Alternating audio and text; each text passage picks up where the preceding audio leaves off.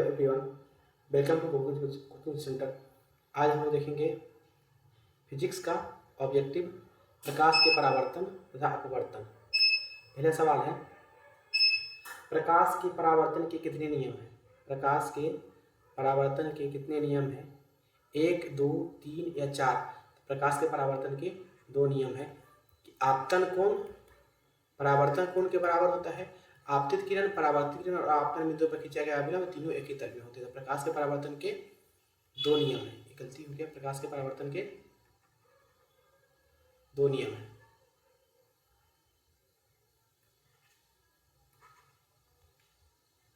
अगला सवाल, अवतल लेंस का आवर्धन m बराबर होता है।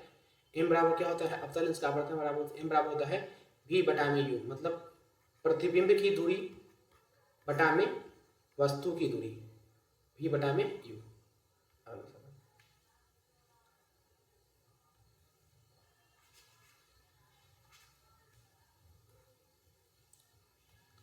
सवाल नंबर 3 है, अवतल दर्पण सूत्र क्या है? दर्पण सूत्र होता है 1 बटा में u जो 1 बटा में v जो 1 बटा में u बराबर 1 बटा में f। दर्पण सूत्र। अब पूछता कि लेंस सूत्र क्या होता है? लेंस सूत्र होता है 1 बटा में v माइनस 1 बटा में u बराबर 1 बटा में f। और दर्पण सूत्र होता है, दर्पण सूत्र 1 बटा में v u जो 1 बटा में v बराबर 1 बटा में f। अगला सवाल, कौन सा लेंस हवा में अभिसारी लेंस भी कहलाता है?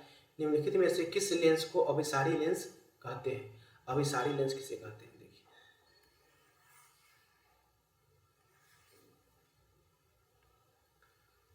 इसका आंसर हो जाएगा ए, उत्तल लेंस।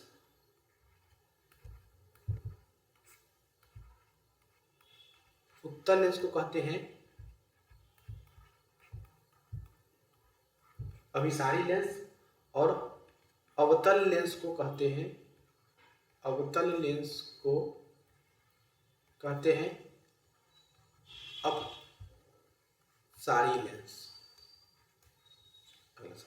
5 नंबर, किसी माध्यम में अपवर्तनांक यानी म्यू का मान होता है, तो म्यू का मान क्या होता है?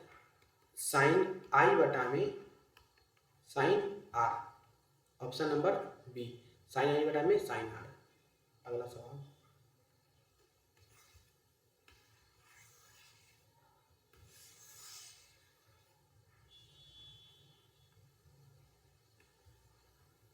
नंबर, लेंस द्वारा उत्पन्न आवर्धन का एसआई इकाई क्या है? तो लेंस द्वारा उत्पन्न आवर्धन का एसआई इकाई मीटर है, मिलीमीटर है, सेंटीमीटर है या मात्रक विहीन है? तो लेंस द्वारा जो उत्पन्न इकाई होता है उसकी कोई भी मात्रक नहीं होती है। आवर्धन का वैल्यू होता है v बटा में u। जब निकालेंगे तो मान लीजिए ऊपर आ जाएगा 5 मीटर और नीचे भी आ जाएगा 5 मीटर, तो मीटर से मीटर कट जाएगा, इसीलिए इसकी कोई मात्रक नहीं। इसका आंसर हो जाएगा मात्रक विहीन। Option number D. किसी लेंस में मुख्य फोकस की संख्या कितनी होती है? लेंस में मुख्य फोकस की संख्या कितनी होती है? लेंस में फोकस की संख्या होती है 2। एक इस तरफ होता है और एक इस तरफ होता है। लेंस में फोकस की संख्या होती है 2। Option number A. प्रकाश के अपवर्तन के कितने नियम हैं? तो प्रकाश के परावर्तन पूछे तब या अपवर्तन पूछे तब, दोनों में प्रकाश के अपवर्तन और परावर्तन के 2 नियम हैं। दाढ़ी बनाने के लिए कौन सा दर्पण उपयोग किया जाता है? सबको पता है, दाढ़ी बनाने के लिए अवतल दर्पण का उपयोग किया जाता है। दाढ़ी बनाने के लिए अवतल दर्पण का उपयोग किया जाता है। दाढ़ी बनाने के लिए डॉक्टर आंख, कान, नाक सबको देखने के लिए अवतल दर्पण का उपयोग करते हैं। 10 नंबर सवाल, प्रकाशिक माध्यम कितने प्रकार के होते हैं? आंसर है 3। अगला सवाल,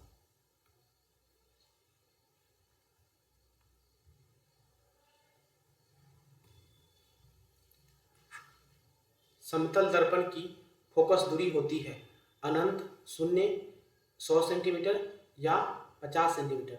तो समतल दर्पण की फोकस दूरी होती है अनंत। Option number A. प्रकाश वायु में प्रकाश की चाल निर्वात की अपेक्षा क्या होती है? वायु में प्रकाश की चाल निर्वात की अपेक्षा क्या होती है? कम होती है, ज्यादा होती है, समान होती है या कोई नहीं? तो आंसर हो जाएगा समान। दोनों में होता है 3 गुना में 10 के पावर 8 मीटर पर सेकेंड प्रकाश की चाल, समान। अगला सवाल, सवाल नंबर 13, पौधों में श्वसन होता है, जड़ में, पत्तियों में, तना में, या इनमें से सभी में? तो पौधों में जड़, पत्तियां और तना तीनों में होता है, इसलिए हो जाएगा ऑप्शन नंबर डी, इनमें से सभी में। निम्न में कौन स्वपोषी कौन है? हरे पौधे, मछली, कीट और अमीबा। तो स्वपोषी कौन हो जाएगा? स्वपोषी हो जाएगा हरे पौधे। हरे पौधे स्वपोषी होते हैं क्योंकि यह क्या कहते हैं, प्रकाश संश्लेषण द्वारा अपना भोजन बनाते हैं, इसीलिए इसे कहते हैं स्वपोषी। निम्न में से कौन सा पदार्थ लेंस के लिए प्रयुक्त नहीं किया जा सकता है? जल, कांच, पीतल या कोई नहीं? तो इसका आंसर हो जाएगा पीतल।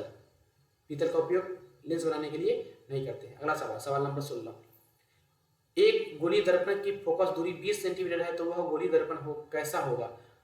उत्तल होगा, अवतल होगा, समतुत्तल होगा या कोई नहीं? तो जब फोकस दूरी f प्लस है और गोलीय दर्पण की फोकस दूरी प्लस है तो कितना हो जाएगा? उत्तल दर्पण। उत्तल दर्पण की फोकस दूरी प्लस होती है और अवतल दर्पण की फोकस दूरी माइनस होती है।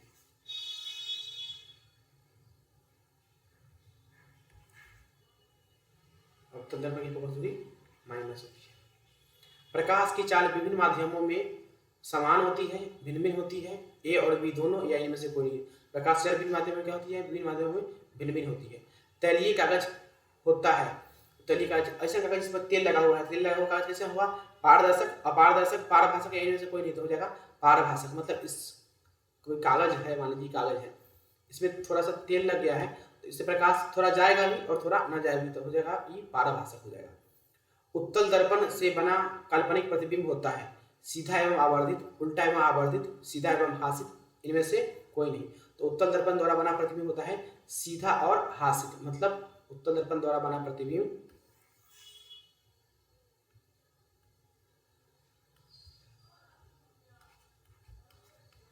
सीधा होता है और छोटा होता है, इसलिए उत्तल दर्पण का उपयोग कहां करते हैं?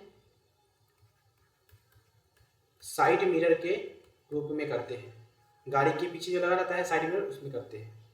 अवतल दर्पण की फोकस दूरी होती है, अभी बताते हैं फोकस दूरी क्या होती है? नेगेटिव होती है। अवतल दर्पण की फोकस दूरी होती है नेगेटिव और उत्तल की होती है पॉजिटिव। वही है। उत्तल लेंस में प्रतिबिंब बनता है वास्तविक, आभासी, वास्तविक और आभासी दोनों या इनमें से कोई नहीं? उत्तल लेंस में कैसा प्रतिबिंब बनता है? आभासी प्रतिबिंब बनता है। अवतल दर्पण के सामने वस्तु को कहाँ रखा जाए ताकि प्रतिबिंब उल्टा, वास्तविक और समान आकार के बने? समान आकार के दर्पण, अवतल दर्पण में समान आकार के बनाना है तो कहाँ रखेंगे? उसको रखेंगे ध्रुव पर, अनंत पर, वक्रता केंद्र पर या फोकस पर। तो उसको कहाँ रखेंगे? वक्रता केंद्र पर रखेंगे, तो वक्रता केंद्र पर बनेगा और जितना रहेगा उतने पर का बनेगा, जैसा रहेगा वैसा ही बनेगा। रखेंगे वक्रता केंद्र पर। प्रकाश की किरणें गमन करती है सीधी रेखा में, टेढ़ी रेखा में, किसी भी दिशा में या कोई, इनमें से कोई नहीं? प्रकाश की किरण हमेशा सीधी रेखा में गमन करती है, हमेशा सीधी रेखा में गमन करती है। किसी दर्पण में आप चाहे कितनी भी दूरी पर खड़े हो, आपका प्रतिबिंब सदैव सीधा प्रतीत होता है। संभवतः दर्पण है हमेशा सीधा प्रतिबिंब होता है, तो वह दर्पण कौन सा है? समतल भी हो सकता है और अवतल भी हो सकता है। कौन हो जाएगा? Option number D.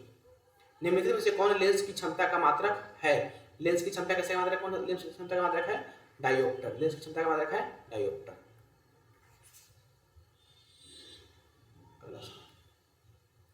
निम्न में से हो गया, निम्नलिखित में से किसका अपवर्तनांक सबसे अधिक होता है? सबसे अधिक अपवर्तनांक होता है हीरा का। हीरा का अपवर्तनांक कितना होता है? हीरा का होता है 2.42। हीरा का अपवर्तनांक होता है 2.42। इसमें दिया हुआ है वायु। वायु का अपवर्तनांक कितना होता है? वायु का अपवर्तनांक होता है 1.0003 होता है वायु का अपवर्तनांक। और पानी का अपवर्तनांक होता है 1.33 होता है अपवर्तनांक। सबसे अधिक किसका हो गया? हीरा का। निम्नलिखित में से किस माध्यम में प्रकाश की चाल सबसे अधिक होती है? प्रकाश की चाल सबसे अधिक कहाँ कितना होती है? निर्वात में। निर्वात में कितना होता है? 3 गुना में 10⁸ मीटर पर सेकेंड। किसी कार का अग्रदीप में प्रयुक्त दर्पण निम्नलिखित में से कौन होता है? प्रयुक्त दर्पण कौन सा होता है? अग्रदीप मतलब हेडलाइट। हेडलाइट में किसका उपयोग किया जाता है? अवतल दर्पण का किया जाता है।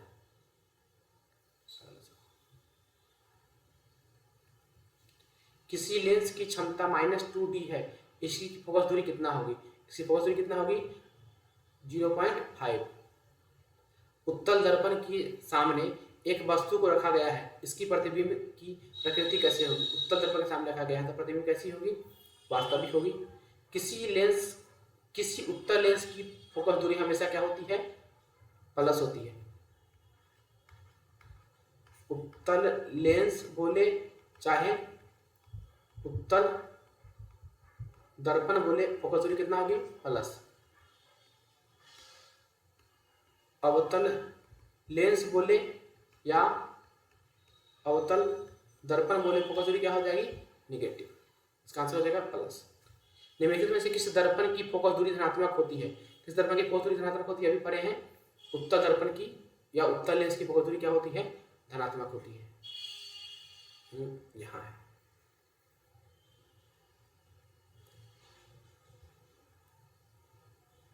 निम्नलिखित में से किस लेंस की फोकस दूरी धनात्मक होती है? फिर से हो जाएगा उत्तल लेंस। उत्तल लेंस और उत्तल दर्पण दोनों की फोकस दूरी धनात्मक। अवतल लेंस और अवतल दर्पण दोनों की फोकस दूरी ऋणात्मक। अगला सवाल, किस दर्पण का उपयोग सामान्यतः वाहनों के प्रशस्त दृश्य के रूप में किया जाता है? आपने बताया था साड़ी बनाने के रूप में किसका उपयोग किया जाता है? उत्तल दर्पण का उपयोग किया जाता है, क्योंकि इसमें जो बनता है प्रतिबिंब छोटा बनता है, वास्तविक बनता है और सीधा बनता है। नई कार्तीय चिन्ह परिपाटी के अनुसार दर्पण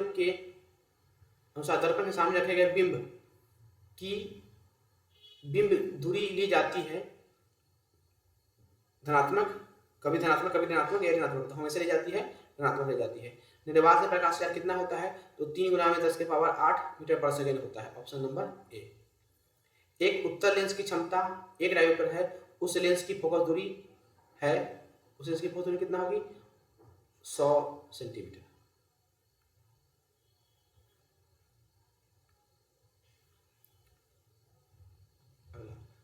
पानी में डूबे एक उत्तल लेंस की फोकस दूरी में इसकी फोकस दूरी अपेक्षा क्या होती है? तो कम होती है। निम्नलिखित में से कौन उत्तल दर्पण की फोकस दूरी जिसकी वक्रता त्रिज्या 32 सेंटीमीटर है कौन सी है? तो हो जाएगा प्लस के 16 सेंटीमीटर। देखिए दिया हुआ है F बराबर होता है R/2, रखेंगे 32/2 हो जाएगा 16। अब 16 दे लें, यहाँ दिया उत्तल दर्पण अभी पढ़े, उत्तल दर्पण क्या होता है? प्लस होता है, इसलिए ऑप्शन नंबर सी। कौन सा लेंस अपसारी लेंस कहलाता है? अपसारी लेंस कौन सा लेंस कहलाता है? अवतल लेंस को कहते हैं अपसारी, अवतल को कहते हैं अपसारी और उत्तल को कहते हैं अभिसारी। दंत विशेषज्ञ किस दर्पण का उपयोग मरीजों के दांतों का बड़ा प्रतिबिंब देखने के लिए करता है? तो दंत विशेषज्ञ या आंख विशेषज्ञ या डॉक्टर किसका उपयोग करता है, या दाढ़ी बनाने में किसका उपयोग होता है? उपयोग होता है अवतल दर्पण का। गोली दर्पण के परावर्तक पृष्ठ की वृत्ताकार सीमा रेखा का व्यास कहलाता है। गोली दर्पण की सीमा रेखा का व्यास कहलाता है गोली दर्पण का द्वारक। दर्पण हुआ, मान लीजिए ये दर्पण है, तो यहाँ पर ई वाला जो होगा, ई वाला ये हो जाएगा दर्पण का द्वारक हो जाएगा, और इसी को कहते हैं दर्पण का व्यास, गोली दर्पण का व्यास हो गया, इसी को कहते हैं दर्पण का द्वारक। यदि किसी बिंब, देखते हैं, यदि किसी बिंब का आवर्धन ऋणात्मक है तो उस प्रतिबिंब की प्रकृति क्या होगी? उसकी प्रतिकृति होगी वास्तविक और उल्टा।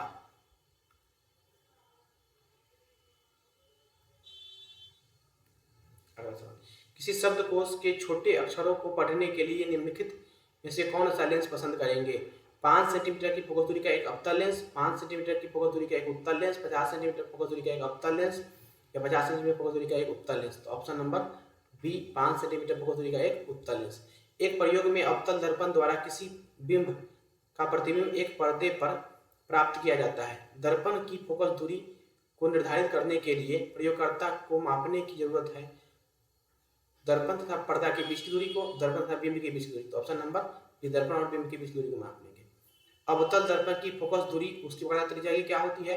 उसकी वक्रता त्रिज्या की होती है आधी। देखिए F बराबर फॉर्मूला पढ़े होंगे, F बराबर होता है R/2। अगला सवाल 47, लेंस की क्षमता कैसे मात्रक क्या होता है? लेंस की क्षमता कैसे मात्रक होता है? मीटर इनवर्स, या 1/m मीटर बोलिए या इसी को मीटर इनवर्स बोलिए, यह है लेंस की क्षमता का एसआई मात्रक। और लेंस की क्षमता का और मात्रक होता है जो एसआई नहीं है, वो है डाईऑप्टर, इसको सूचित करते हैं बड़का डी से। प्रतिबिंब का आकार वस्तु के आकार के बराबर होता है तो दर्पण क्या होता है, दर्पण हो जाएगा समतल दर्पण। समतल दर्पण में जितना वो प्रतिबिंब होगा उतने बड़ा बनेगा उसका वस्तु, जितना वस्तु होगा उतना ही बड़ा बनेगा प्रतिबिंब। सर्च लाइट का परावर्तन सतह होता है, सर्च लाइट का परावर्तन सतह क्या होता है, अवतल दर्पण होता है। अवतल दर्पण का उपयोग कहाँ कहाँ होता है, दाढ़ी बनाने में, डॉक्टर सर्च लाइट के परावर्तक सतह में उपयोग होता है किसका, अवतल दर्पण का। प्रकाश के परावर्तन के नियम से निर्धारित होता है, आपतन को बराबर परावर्तन कोण के, परावर्तन को बराबर आपतन कोण के, आपतन को बराबर विचलन कोण के। तो क्या होता है, आपतन को बराबर होता है परावर्तन कोण के, आपतन को बराबर होता है परावर्तन कोण के प्रकाश के परावर्तन के नियम से। आगे अगर आपको वीडियो अच्छा लगा है तो इसके लिए चैनल को सब्सक्राइब कीजिए, लाइक कीजिए। अगर आपको व्हाट्सएप ग्रुप में जुड़ना है तो आप मैसेज कर सकते हैं 8271619194। आप कमेंट करके बता सकते हैं कि वीडियो आपको कैसा लगता है। Thank you.